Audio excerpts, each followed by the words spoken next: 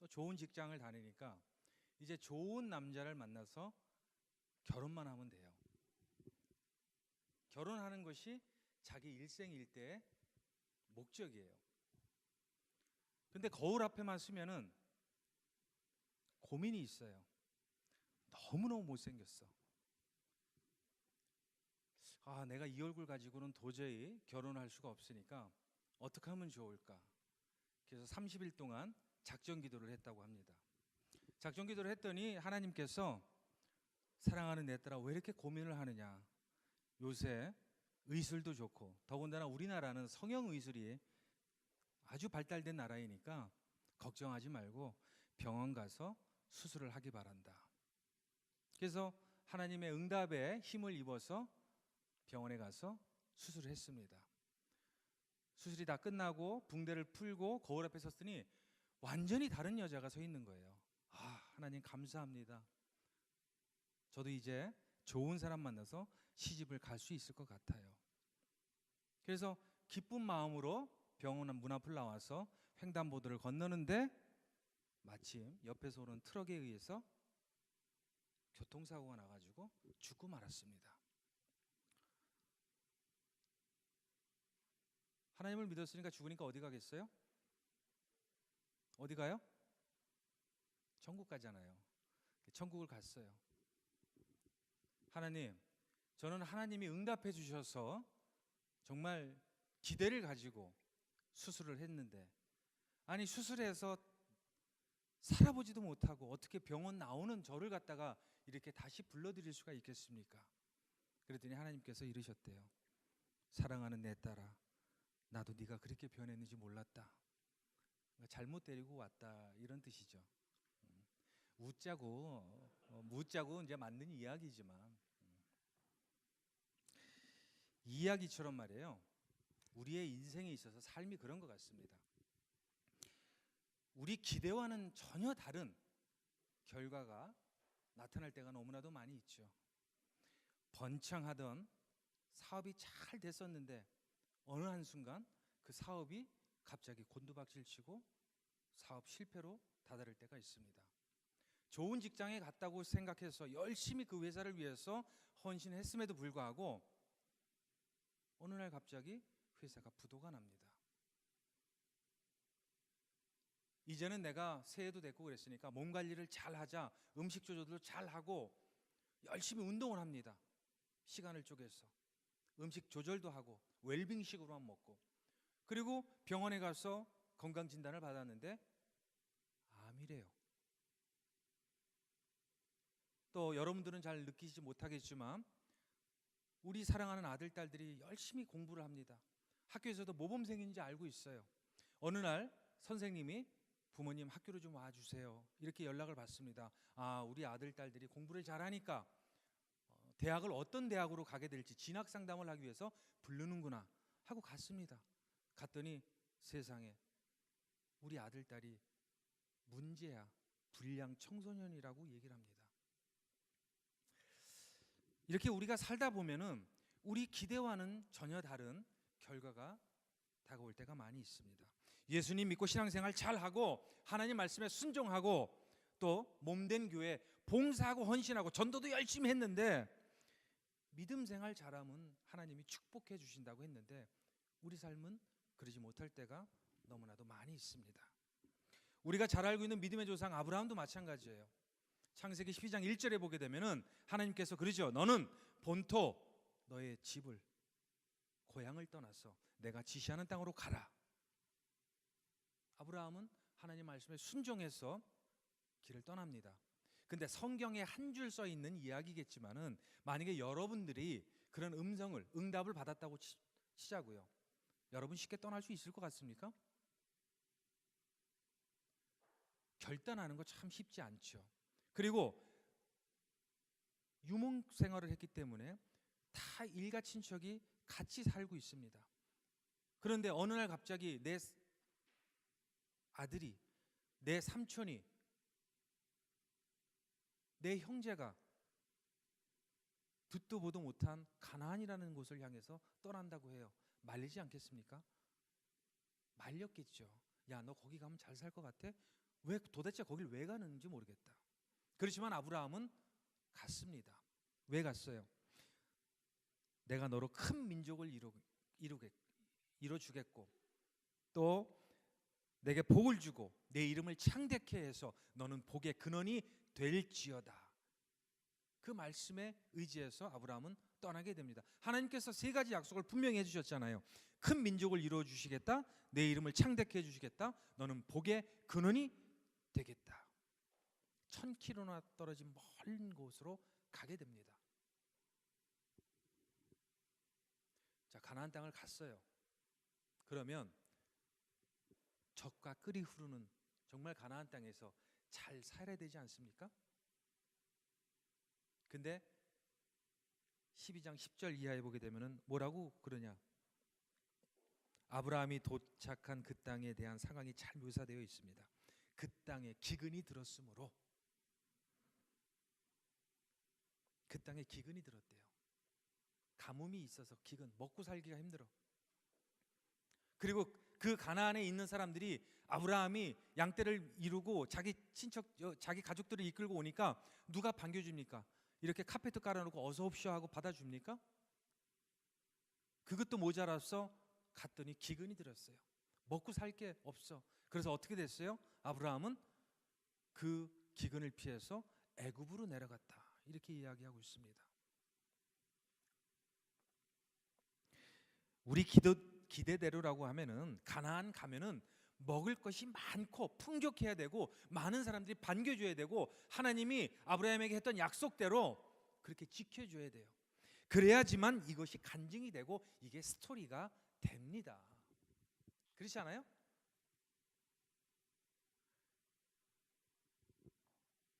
아브라함 가나안으로 갔더니 애굽으로 다시 내려갔어. 애굽의 바로 왕이 아브라함의 부인 사라를 보고 너무 아름다워서 어떻게 자기 후처로 삼을까? 오히려 고난에 고난만 더 당하게 됩니다. 물론 하나님께서 축복해 주시기 위해서는 이렇게 시험과 연단을 통해서 쓰십니다. 우리가 잘 알고 있어요. 하지만 우리의 기대대로 결과가 그렇게 안 될 때가 너무나도 많습니다. 오늘 본문 말씀 성경 봉독을 안 했네. 마가복음 6장 45절 한번 찾아보겠습니다. 신약 성경 64페이지예요. 6장 45절부터 52절까지입니다. 서로 교독할게요. 예수께서 즉시 제자들을 재촉하사 자기가 무리를 보내는 동안에 배 타고 앞서 건너편 벳세다로 가게 하시고 저물매 배는 바다 가운데 있고 예수께서는 홀로 무태 계시다가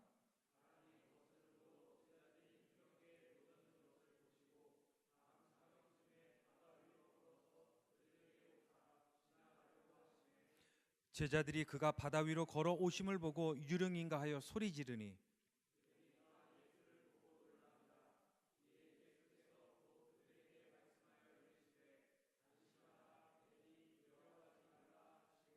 배에 올라 그들에게 가시니 바람이 그치는지라 제자들이 마음에 심히 놀라니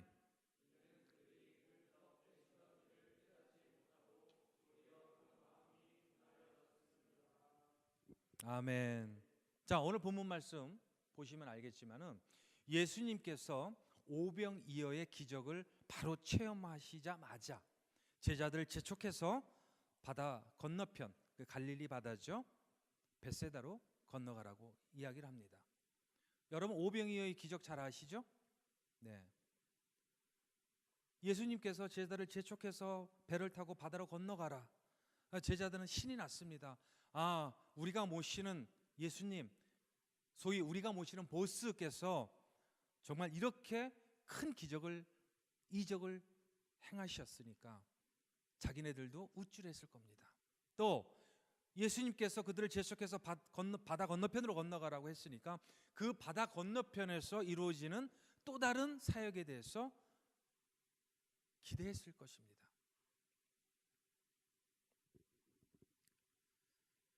그런데 그 제자들의 기대와는 반대로 어떻게 됐어요? 배를 타고 바다를 건너서 건너편 베사다로 가고자 했지만 그 가운데 풍랑을 만나게 되는 것이죠. 오늘의 스토리는 그거예요.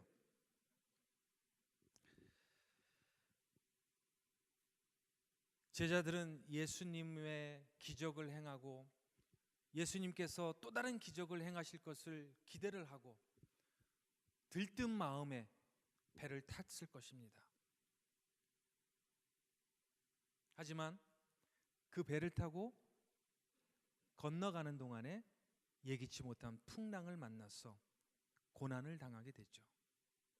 그러면 우리가 예기치 못한 풍랑을 만났을 때 어떻게 해결해 나갈 수 있을까?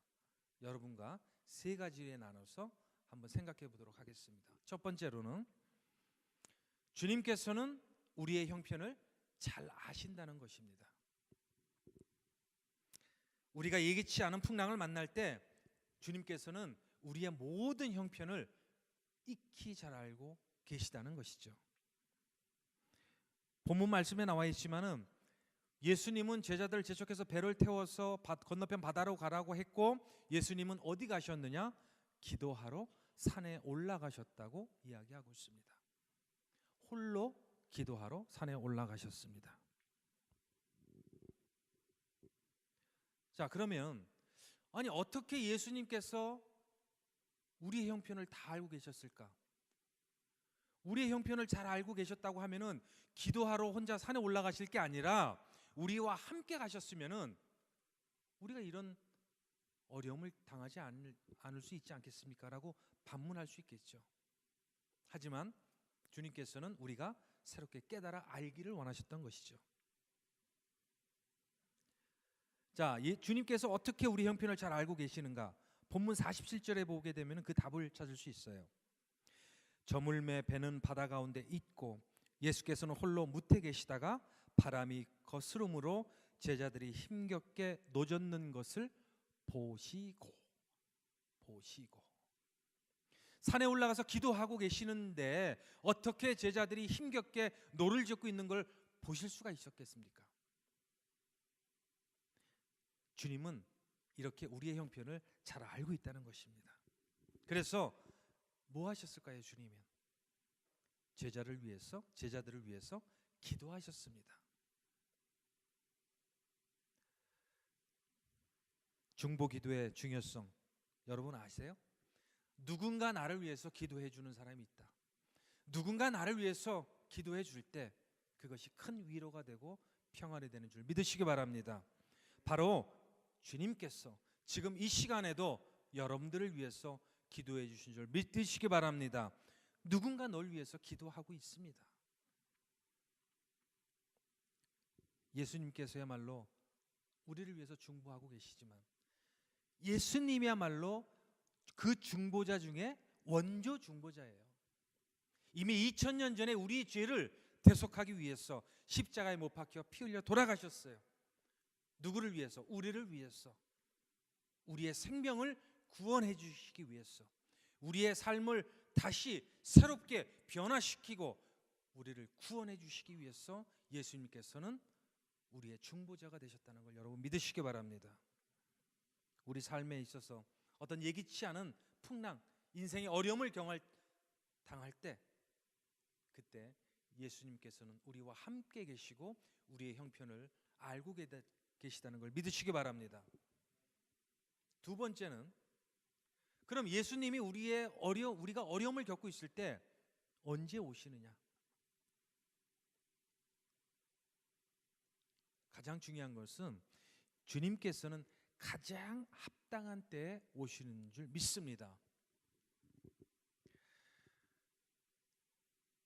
48절 보게 되면은요.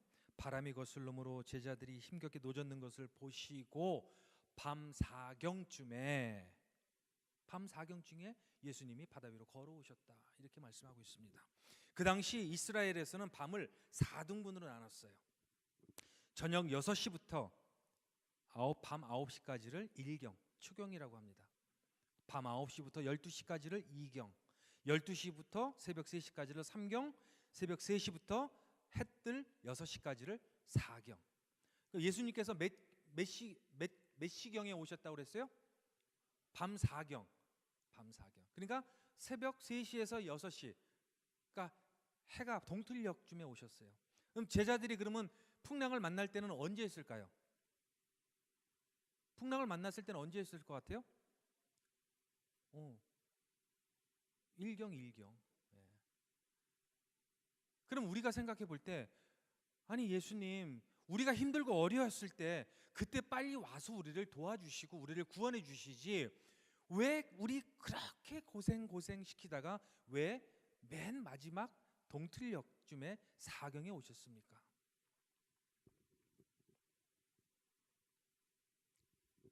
여기서 중요한 것은 우리가 주님께 도움을 요청하는 시간하고 주님께서 우리에게 도움을 주시기 위해 오시는 시간과의 갭이 있다는 것이에요.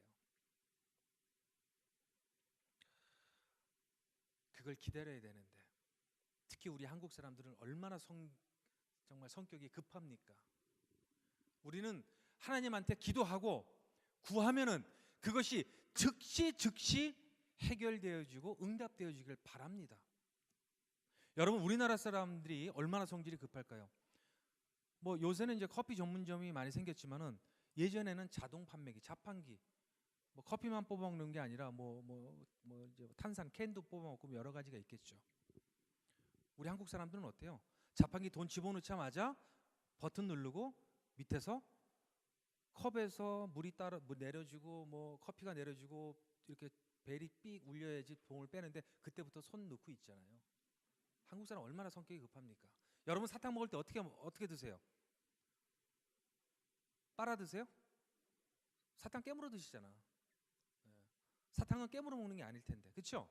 예. 아이스크림 드실 때 이렇게 아이스크림 이렇게 핥아 먹어야지 제맛인데 아이스크림 어떻게 해요? 막 이렇게 베어 먹어요. 버스 여러분 출퇴근하실 때 버스 타실 때 어때요?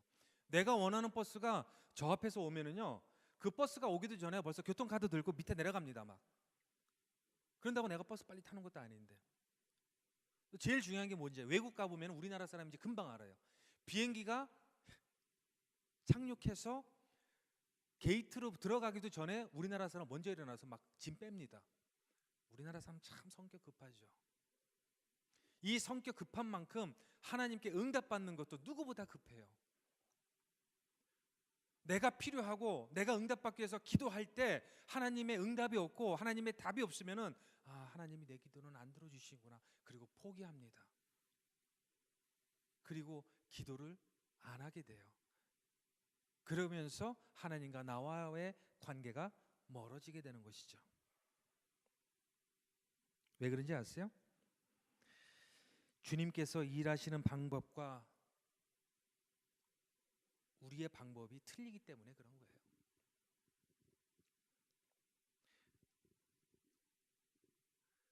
여러분, 그 물에 빠진 사람 이렇게 구조할 때 어떻게 구조하는지 여러분 아세요?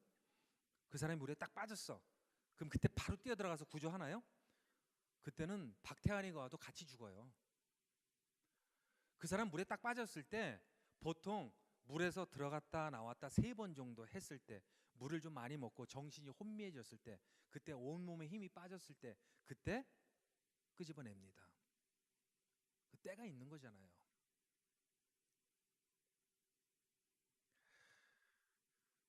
우리는 하나님한테 기도할 때 하나님 즉시 지금 right now 그렇게 울부짖지만 하나님께서는 우리에게 뭐라고 그럽니까? 급한 게 네가 급한 게 아니라 내가 더 급하다. 하지만 나도 일할 시간을 줘야 되지 않느냐. So wait me 이렇게 말씀하고 있습니다. 여러분 믿으시기 바랍니다. 모든 시간표를 우리 시간표에 맞추지 말고 또 우리 시간표대로 이루어지지 않는다고 해서 하나님을 원망하고 불평하지 말고 주님께서는 우리의 가장 합당한 때에 응답해 주시고 오신다는 걸 여러분 믿으시고 믿음으로 기다리시는 여러분 되시길 주님의 이름으로 축원합니다. 세 번째로 주님께서는 모든 문제를요 한 방에 해결해 드립니다. 내가 10가지 문제점이 있어. 그러면 내가 볼 때는 10가지 중에 하나님 요게 제일 1번이 요거만 해결해 주면 나머지 2번, 3번, 4번은 내가 어떻게 한번 알아서 할 것 같아요. 근데 요 1번만 해결해 주세요. 이렇게 기도할 때가 있습니다. 왜? 하나님한테 말씀드릴 게 인간적으로 봐도 너무 미안해서. 그렇지만 하나님은 여러분들이 바라는 그 한 가지가 아니라 1번부터 10번까지 한 번에 모든 문제를 해결해 주신다는 걸 믿으시기 바랍니다. 본문 48절에 이렇게 나와 있어요. 밤 사경쯤 바다 위로 걸어서 그들에게 오사. 예수님께서 그들에게 제자들에게 걸어 오시자마자 바로 풍랑이 잔잔해졌어요. 그렇게 제자들의 마음을 위로해 줬습니다. 50절에 갔더니 이렇게 봤더니 예수님이야. 예수님께서 그 제자들에게 뭐라 했습니까? 안심하라. 나니까 안심하라. 풍랑이 그치고 제자들의 마음이 다시금 편안해졌습니다. 이렇게 하나님께서는 또 주님께서는 우리 인생의 풍랑을 지켜보시고 함께하고 계시고 그 문제 해결에 있어서 우리가 원하는 때가 아니라 하나님이 원하는 가장 합당한 때에 해결해 주시고 그로 인해서 그 모든 문제를 한 번에 해결해 주신다는 걸 여러분 믿으시기 바랍니다. 여기서 우리가 기억해야 될 것은 뭐냐면은 제자들이 예수님이 바다 위로 걸어오시는 걸 보고 소리를 질렀다고 그랬어요. 웅성웅성하면서 저 누구야? 예수님이야? 귀신 아닌가? 이렇게 소리 지를 수도 있었겠지만 나중에 예수님이라는 걸 알아보고 나서 예수님을 큰 소리로 맞이했습니다. 우리가 잘 알고 있는 여리고에 살고 있던 소경 바디메오, 앞이 보이지 않아요. 예수님이 지나갑니다. 예수님이 내 눈 한 번만 만져주면은 내가 눈을 뜰 수 있을 텐데 사람들 때문에 가질 못합니다. 예수님 지나가는 소리는 들리는데 예수님이 나를 못 알아보고 그냥 지나치는 것 같아요. 그때 소경 바디메오가 어떻게 예수님을 불러 세웠습니까? 다윗의 자손 예수여, 나를 불쌍히 여겨 주시옵소서. 나 여기 있습니다. 지나가는 예수님이 그 바디메오 눈을 띄워줬나요? 안 띄워줬나요? 눈을 띄워줬습니다. 바디메오가 예수님이 지나가시네. 예수님 나를 좀 봐주셔야 되는데, 예수님이 나를 좀 봐주셔야 되는데, 그런 것이 아니라 예수님이 지나가실 때 예수님을 향해서 두 팔을 벌리고 소리를 질렀습니다. 다윗의 자손 예수여, 나를 불쌍히 여겨 주시옵소서. 여러분이 이제 기도할 때 어떻게 해야 됩니까? 하나님, 제가 원하고 바라는 모든 것 우리 주님 아시죠? 물론 이렇게 기도하는 것도 중요하겠지만 정말 문제 해결을 원한다면은 두 팔을 벌리고 주님께 부르짖는 여러분 되시길 바랍니다. 적극적인 행동을 했을 때 주님께서는 적극적으로 저에게 응답해 주신다는 걸 여러분 믿으시기 바랍니다. 그래서 주님께 부르짖는 그러한 연습도 필요합니다. 오늘 이 시간부터 여러분 기도할 때 무슨 주님 뭐 소리를 지르고 그냥 이렇게 그냥 편하게 기도하면 되지, 이게 아니에요. 여러분, 여러분들 원하는 것, 여러분 바라는 것, 여러분 문제 해결을 위해서 주님께 두 팔을 벌리고 큰 소리로 외치듯이 여러분 기도에 응답 받으시는 그러한 축복이 있을 줄 믿습니다. 마지막으로 여러분 잘 알고 있는 아프리카 선교사의 아버지 리빙스턴이라고 있어요. 리빙스턴이 아프리카에서 16년 동안 사역을 하다가 자기 고향 스코틀랜드에 돌아갔습니다. 스코틀랜드의 유명한 그레스고 대학에서 학생들에게 강의를 했어요. 강의가 끝난 다음에 학생들이 리빙스턴에게 질문을 합니다. 선교사님은 어떻게 16년 동안 정말 힘든 그곳에서 어떻게 버텨낼 수 있었어요? 그랬을 때 리빙스턴이 이야기를 합니다. 주님께서는 나에게 두 가지 약속을 해주셨습니다. 나로 하여금 신음이나 불평 대신 찬송하게 했고 그를 통해서 승리하게 해주셨습니다. 그 두 가지 말씀 중에 하나가 요한복음 14장 18절, 내가 너희를 고아와 같이 버려두지 않겠다. 내가 너희를 고아와 같이 버려두지 않겠다.